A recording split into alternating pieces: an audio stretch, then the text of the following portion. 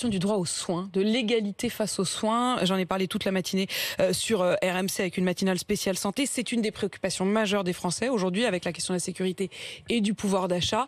Sur les déserts médicaux, qu'est-ce que vous ferez, vous? Est-ce que vous allez contraindre les jeunes médecins ou les médecins à aller s'installer dans des déserts médicaux, sachant qu'il y en a quasiment partout en France? Des déserts médicaux, il y en a partout, dans les zones urbaines, densément peuplées. Je pense notamment à la Seine-Saint-Denis, le Val-de-Marne, où je vais me rendre d'ailleurs jeudi.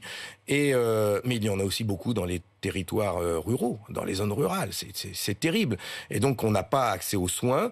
Il manque de maternité. Il y a des centaines de milliers de femmes en âge d'avoir des enfants qui se trouvent à plus de 30 minutes. Et je crois vraiment qu'aujourd'hui, tout le monde est d'accord. Quelle est la solution que vous, Fabien Roussel, sur RMC et BFM TV, vous donnez ce matin ? Nous, ce que nous proposons, c'est de lever vraiment le numerus clausus. Permettre à 12 000 médecins, 12 à 15 000 médecins par an de pouvoir exercer la profession. Okay. Nous demandons à ce que l'installation de médecins dans des zones densément peuplées en médecins se fasse si il y a le départ d'un médecin, c'est-à-dire un médecin aura le droit de s'installer dans une zone qui n'est pas un désert médical s'il y a un départ. Donc là, maintenant, on n'en rajoute plus. Non, on n'en rajoute plus. Pour inciter les médecins à aller dans les zones, dans les déserts médicaux. Et autoriser les infirmiers à faire davantage d'actes, par exemple. Ça, c'est une de leurs revendications. C'est une information RMC ce matin. Les infirmiers libéraux qui disent « Laissez-nous faire des actes pour un certain nombre de soins dont on a l'habitude pour pouvoir renouveler les ordonnances, par exemple, ce qu'ils n'ont toujours pas le droit de faire aujourd'hui. »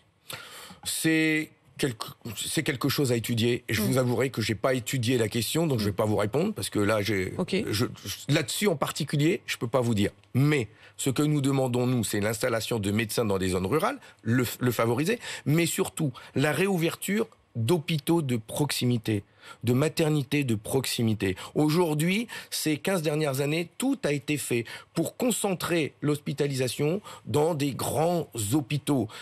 On a fusionné des hôpitaux de proximité. Donc, du coup, dans des zones rurales, dans des départements ruraux, nous sommes en perte d'accès aux soins. On a fermé des services d'urgence. Et c'est ça qu'il faut faire. C'est un investissement lourd, important, mais ça va contribuer à la richesse du pays si les gens sont bien soignés, si on fait de la politique de prévention, si on soigne le cancer suffisamment tôt, on sauve des vies. Donc c'est important. La santé n'a pas de prix.